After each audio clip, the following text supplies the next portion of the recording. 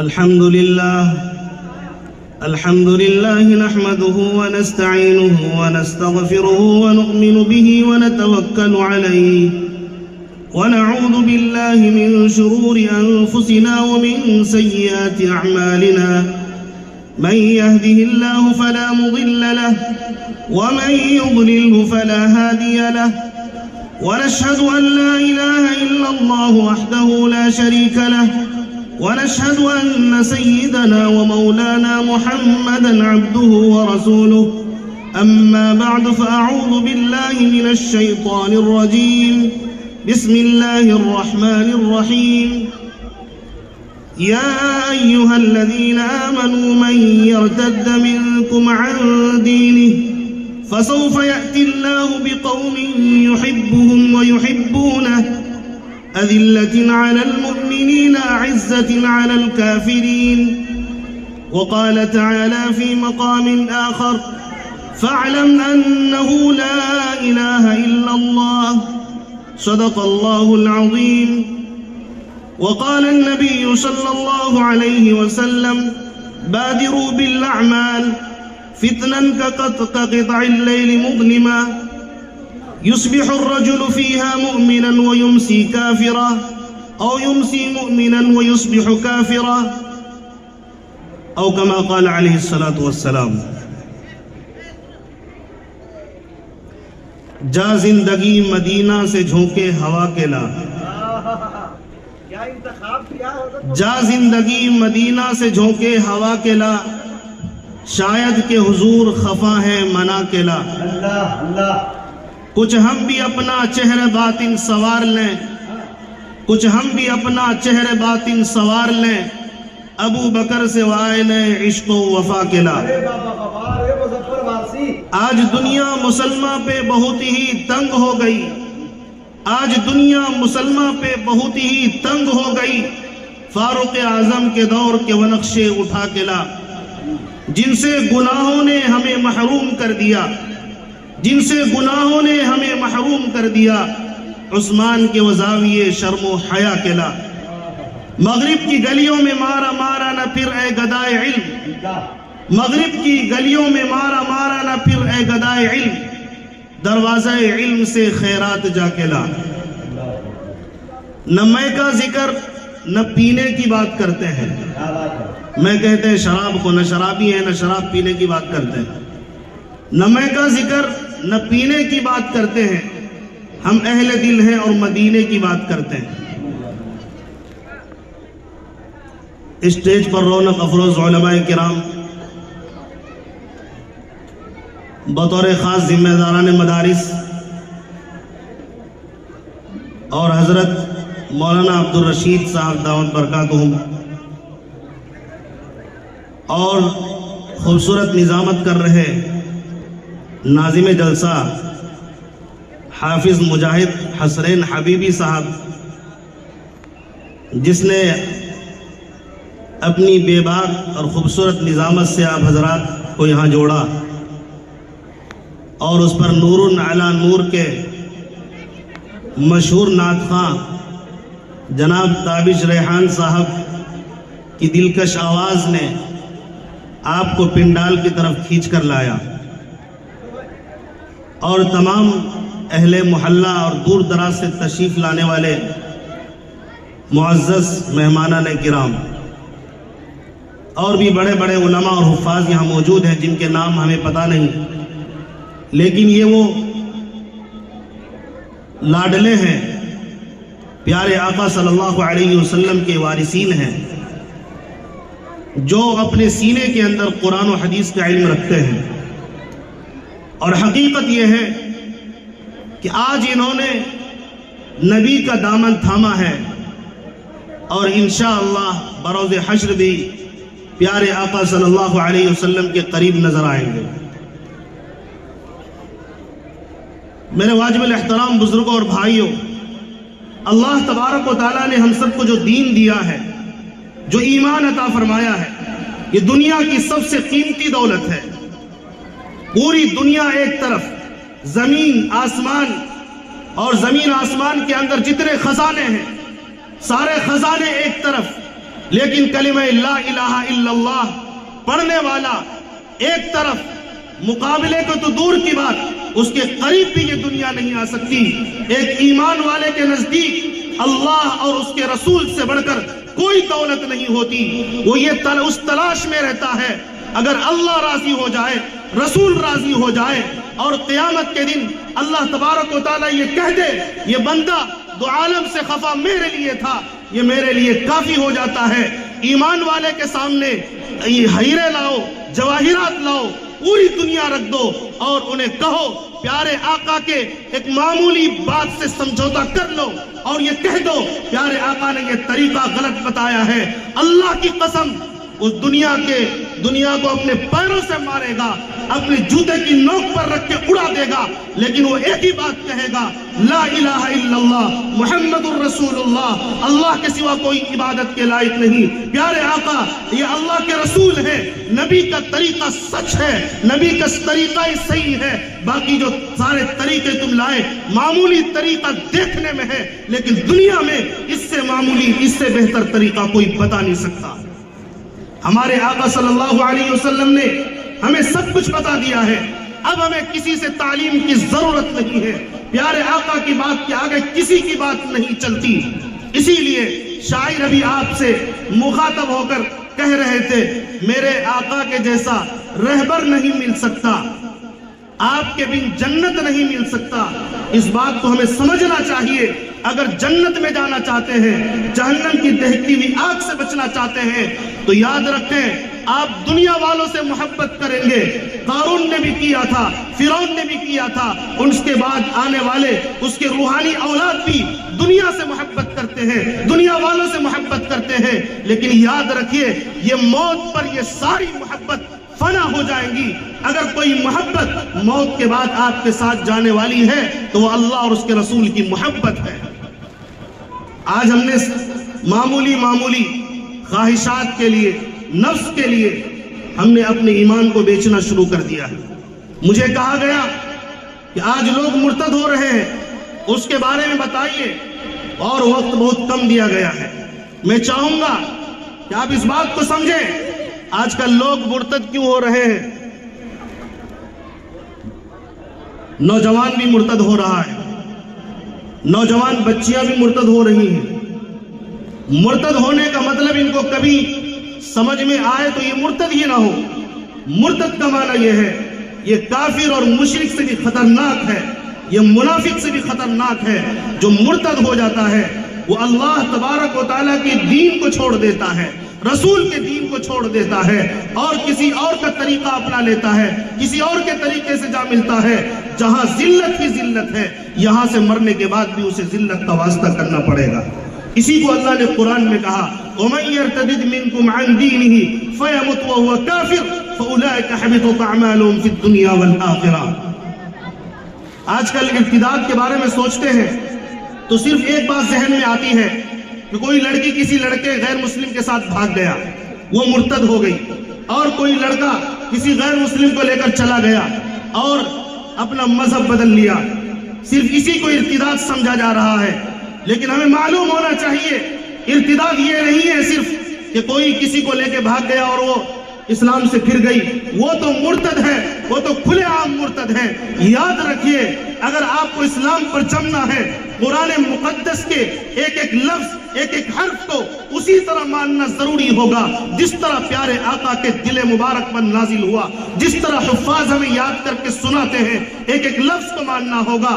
آپ نے کہیں پر اگر ذرہ برابر بھی انکار کیا، اسی دم آپ کافر اور مرتد بن جاتے ہیں۔ آپ نے کوئی ایسا جملہ بول دیا جو قرآن کے خلاف ہے، جو احادیث رسول کے خلاف ہے، اس دم بھی آپ کافر اور مرتد بن جاتے ہیں۔ اگر آپ شادی شدہ ہیں، آپ کا رشتہ ٹوٹ جاتا ہے۔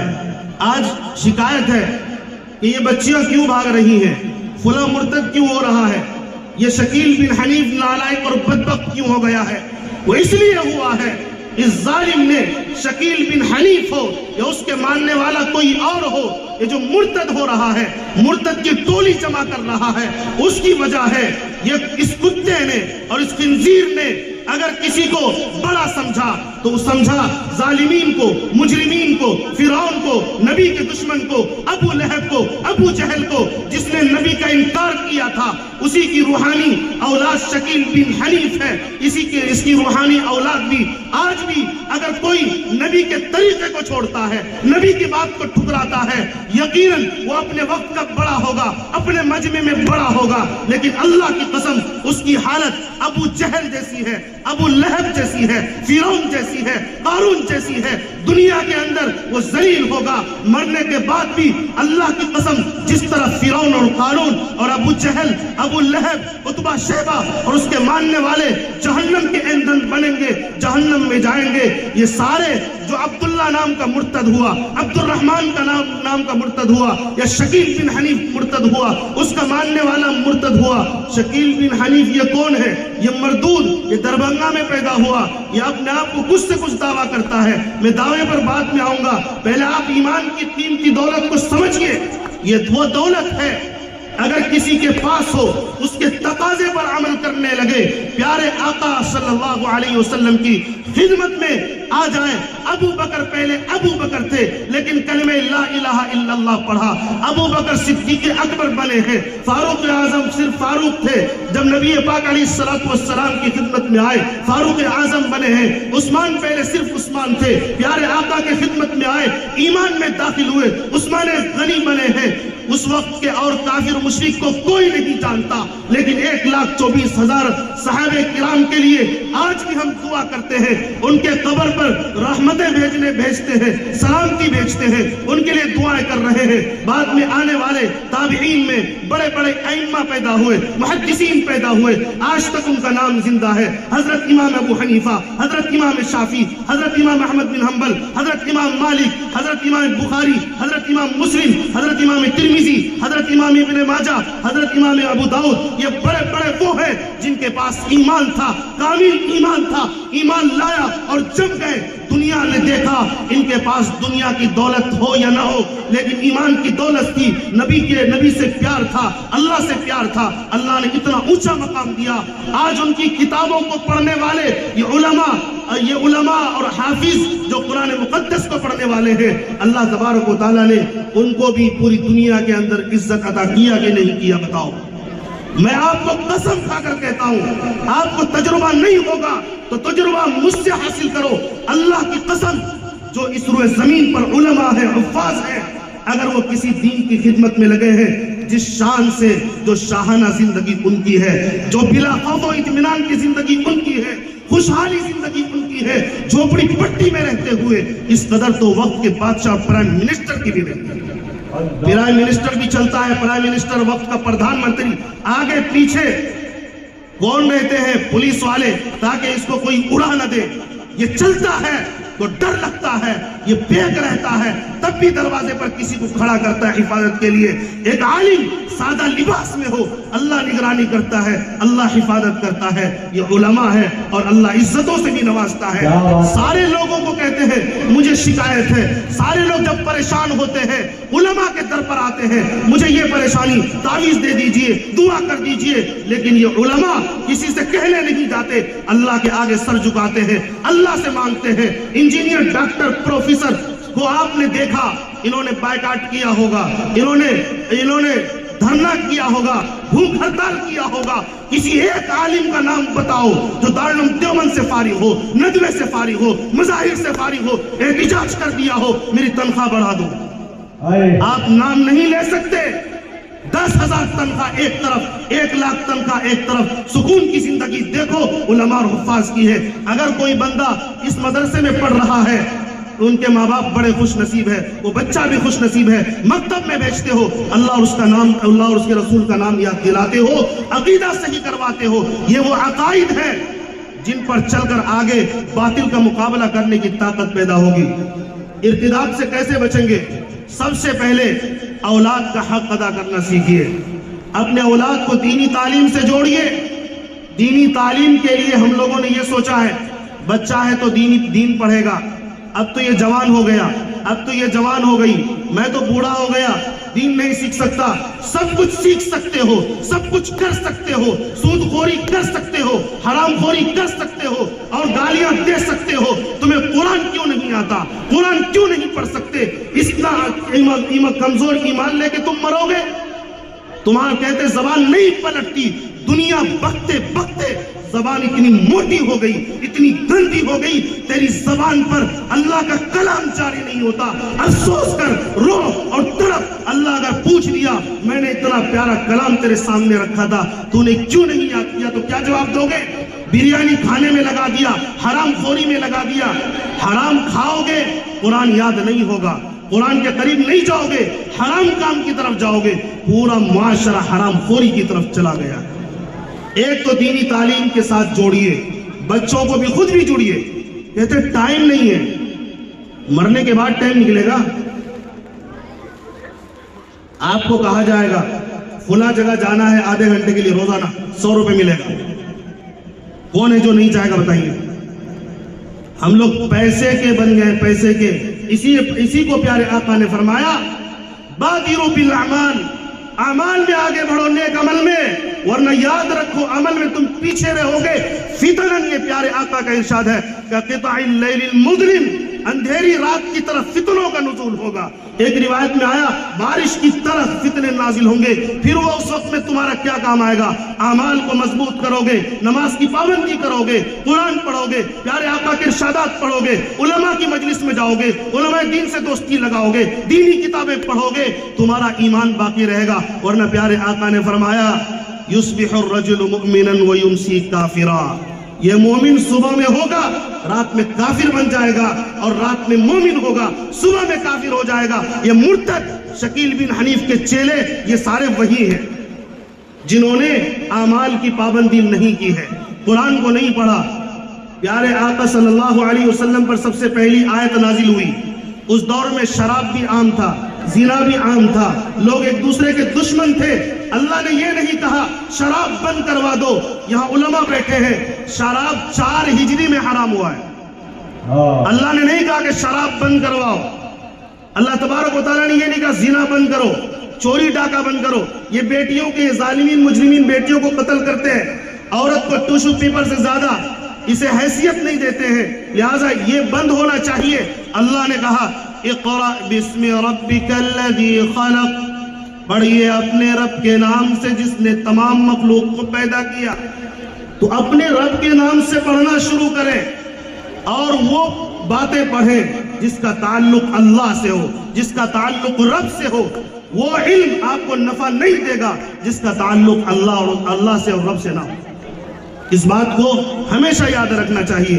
دینی تعلیم کے ساتھ جوڑیے، دنیا آپ کے سامنے آئے گی اسکول اور کالج میں بھیجنے کے لیے۔ 99% طبقہ آج اس بات کے چکر میں ہے کس طرح انجینئر بن جائے، ڈاکٹر بن جائے، پروفیسر بن جائے، لیکن کسی کو یہ تمیز نہیں، یہ فکر نہیں، ان کو دینی تعلیم دینی چاہیے۔ ایک بات میں کہنا چاہتا ہوں، دنیا کی ہوس دیکھیے، دنیا کی ہوس کو سمجھیے لوگوں۔ آپ یہ مت سمجھو پوری دنیا کیا کر رہی، آپ سمجھو، میں کہتا ہوں آپ، ایک ایک فرد آپ کا اتنا بڑا مجاہد ہے، اگر یہ اٹھیں گے تو انقلاب برپا کر سکتے ہیں۔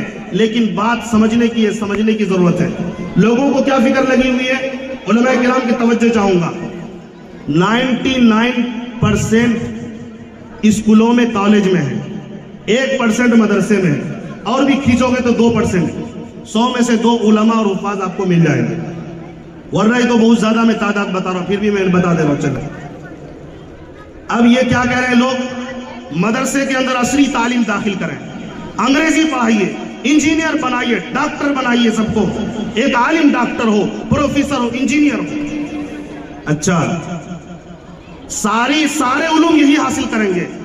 تم نے جو قرآن نہیں پڑھا، 99% ان کے بارے میں آپ کو کیوں فکر نہیں ہے کہ یہ دینی تعلیم حاصل کریں؟ کالج میں دینی علوم داخل ہونے چاہیے، اسکول میں دینی تعلیم داخل ہونے چاہیے، اور دکان والوں کو، مکان والوں کو، اور بلڈروں کو، اور پروفیسروں کو، ان لوگوں کو بھی دین سیکھنا چاہیے۔ یہ اس بات کی فکر کون کرے گا؟ پتہ یہ چلا اصل میں ان کو اپنے علوم پر ناز ہے، علماء کی حیثیت اور ان کے علم کی حیثیت ان کے پاس نہیں ہے، اس لیے یہ چاہتے ہیں جو 91% طبقہ ہے وہ بھی کسی طرح دنیا پکڑ لے، بھلے دین سے جائے اس سے کوئی فکر نہیں، 99% جہاں جاتا ہے چلا جائے۔ ایک تو آپ کو یہ کام کرنا ہے۔ دوسرے نمبر پر شادیاں جلدی کریں۔ یہ کہتے ہیں نا بھاگ رہی ہیں، کوڈرما کا واقعہ ہے، ایک لڑکی بھاگ گئی، باپ شریف ہے، باشرہ ہے، لیکن وہ نالائق پھر بھی کیوں بھاگ گئی؟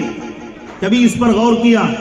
اس کی یقیناً وہ کالج جاتی تھی، اسکول جاتی تھی، لیکن دینی تعلیم کی طرف توجہ نہیں تھی، اور دوسری بڑی وجہ یہ تھی وقت پہ شادی نہیں ہوا تھا۔ میسج آتا ہے، آج کل عجیب فتنہ برپا ہو گیا ہے یہ موبائل کا، موبائل ہی سب کا استاذ ہے، باپ بھی موبائل ہے، ماں بھی موبائل ہے، بہن بھی موبائل ہے۔ ہم لوگ اتنے بے شرم بے حیا ہو گئے ہیں، ماں باپ کے سامنے بیٹھے رہیں گے لیکن سکون سے بات نہیں کریں گے، بیوی کے سامنے بیٹھے رہیں گے سکون سے بات نہیں، موبائل میں چل رہے ہیں، موبائل میں چل رہے ہیں، وہی یہودی انگریز کتوں کو ادھر سے ادھر گھماتے رہتے ہیں۔ بھائی کچھ دیر کے لیے موبائل کو رکھو خاموش، پاگل بن جاؤ گے، ایمان چلا جائے گا۔ ماں کو دیکھنا بھی ثواب ہے، باپ کو دیکھنا بھی ثواب ہے۔ کتنا موبائل کو دیکھو گے، موبائل میں گھس جاؤ گے، پوری دنیا کو دیکھتے دیکھتے، دنیا کے ظالموں کو دیکھتے دیکھتے تھک گئے، اسی موبائل میں قرآن ہوگا لیکن ہم قرآن نہیں پڑھتے۔ اس لیے ہمیں چاہیے کہ ہم اپنے بچوں کی شادی وقت پر کرائیں۔ اگر آپ نے بالغ ہونے کے بعد فوراً شادی کر دیا، پیارے آقا نے فرمایا آقا کے ارشاد کو چھوڑیں گے کہیں رستہ کہیں منزل نہیں ملے گا، کہیں بھی بھٹک جائیں گے، کسی بھی راستے میں گم ہو جائیں گے۔ شادی وقت پر کریے۔ کہتے ہیں کہ پیر پر کھڑا نہیں ہوا، اتنا بڑا جھوٹ ہے یہ، اتنا بڑا جھوٹ ہے یہ کہ کہتے ہیں پیر پر کھڑا نہیں ہوا، پیر پر چل نہیں رہا ہے کیا، دوڑ نہیں رہا ہے؟ کہیں گے مال نہیں، کیوں مال نہیں ہے؟ جس کمرے میں سوتا ہے کیا اس کے پاس کمرہ نہیں ہے؟ جو لقمہ یہ کھاتا ہے 4 روٹی 2 روٹی کھلا سکتا ہے؟ یہ شادی کرے۔ کس نے کہا 3 لاکھ 4 لاکھ شادی میں ہوگا؟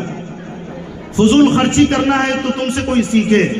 پیارے آقا صلی اللہ علیہ وسلم کے دور میں صحابہ نے شادیاں کی، اس دور میں بھی کچھ لوگ آپ کو ملیں گے بغیر پیسے خرچہ کے شادی ہو جاتی ہے۔ آپ چاہتے ہی نہیں ہیں، سادگی سے شادی ہونی چاہیے۔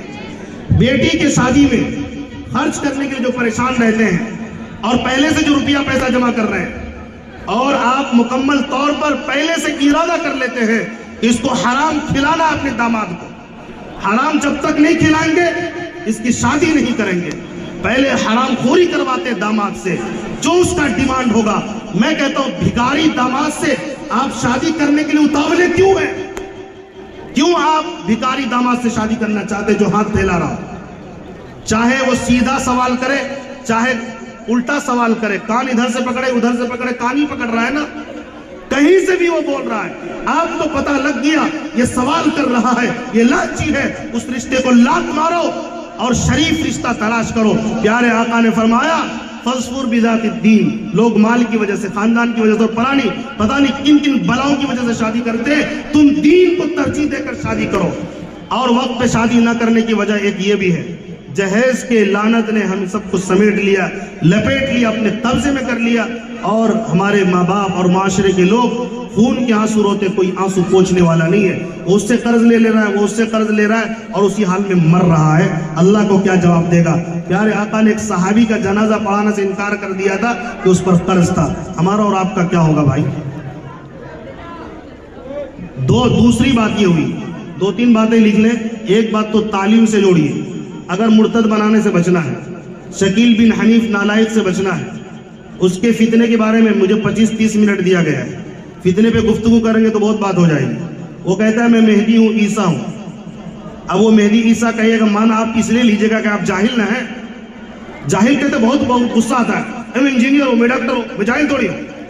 اللہ کی قسم رسول کے نزدیک اور اللہ کے نزدیک تم جاہل ہو، تم ڈاکٹر ہو اگر تم شکیل کی بات مان لیتے ہو۔ وہ کہتا ہے میں حنیف کا بیٹا ہوں، دربھنگا میں پیدا ہوں، میں مہدی ہوں، عیسیٰ ہوں، اس کو تم مان لیتے ہو، تم جاہل ہے تو اور کیا ہو؟ تم سے بڑا جاہل اور مردود اور مرتد بھی کوئی ہوگا؟ جب قرآن پڑھتے، سورہ مریم پڑھتے، حضرت عیسیٰ علیہ السلام اللہ کے نبی ہیں اور ہمارے نبی سے پہلے پیدا ہو چکے ہیں، اب پیدا نہیں ہوگا۔ یہ شکیل بن حنیف دربھنگوی نالائق بدبخت، یہ حنیف کا جو پلہ ہے دربھنگا میں پیدا ہوا، ابھی نبی کی امت میں 1400 سال کے بعد آ رہا ہے۔ حضرت عیسیٰ پیدا ہو گئے، اللہ قرآن میں کہتا ہے، وہ گہوارے میں بات کیا تھا انہوں نے، قال انی عبد اللہ آتانی الکتاب وجعلنی نبیا، گہوارے میں انہوں نے کہا تھا وہ اللہ کے نبی پہلے بنائے گئے جا چکے، وہ نبی ہیں اور یہ امتی ہے یہ ظالم، اور یہ کہتا ہے میں مہدی ہوں۔ پیارے آقا نے فرمایا لا تذهب الدنيا حتى يملك العرب رجل من اہل بیتی یواتی اسمی، یہ پیارے آقا نے فرمایا کہ جو ایک آدمی مہدی پیدا ہوگا نا وہ عرب کا بادشاہ ہوگا۔ میں کہتا ہوں شکیل بن حنیف تو بھی سن لے، اور ان کے ماننے والوں کو بھی کہتا ہوں، تو جدہ ایئرپورٹ پر جا اور کہہ دے میں مہدی عیسیٰ ہوں، اللہ کی قسم تجھے جوتے مار کے وہاں سے بھگائے جائیں گے، انٹری نہیں ہوگی، کیونکہ وہاں پر کافر مشرک کی انٹری نہیں ہوتی ہے۔ تو جو مہدی کہے گا، عیسیٰ کہے گا، اس کو وہاں سے اس لیے بھگا دیا جائے گا، تیری تو اتنی بھی حیثیت نہیں ہے۔ اور جب مہدی آئیں گے علماء ان کے ہاتھ پر بیعت کریں گے، تجھے تو علماء کیا معمولی پولیس والے جوتے مارے، تو چھپتا پھر رہا ہے، کہاں ہے پتہ نہیں۔ اس کی بات کو ماننے کے لیے ہم لوگ پریشان ہیں، پیسے کے عوض میں بک رہے ہیں، اس کے ماننے والے پیسہ دیتے ہیں، کسی معاملے میں مدد کر دیا، بھوکے مرو ایمان کے بغیر مت مرنا۔ یہ شکیل بن حنیف مرتد ہے، زانی ہے، اس لیے کہ مرتد ہونے کے بعد نکاح ٹوٹ جاتا ہے، جس لڑکی کے ساتھ زندگی گزارتا ہے وہ اس سے رشتہ ٹوٹ جاتا ہے، آج تک وہ شادی شدہ ہے، جس کے ساتھ وقت گزر رہا ہے وہ بھی زانیہ اور وہ بھی زانی ہے، اور جو اس کے ماننے والے اگر وہ شادی شدہ ہے تو زانی و زانیہ، ان بدکاروں سے دور کیجئے۔ گیا میں بھی بہت نالائق اور بدبخت ہے جو شکیل بن حنیف کو ماننے والے، اس کے اندر کون سا پر لگ گیا ہے بھائی؟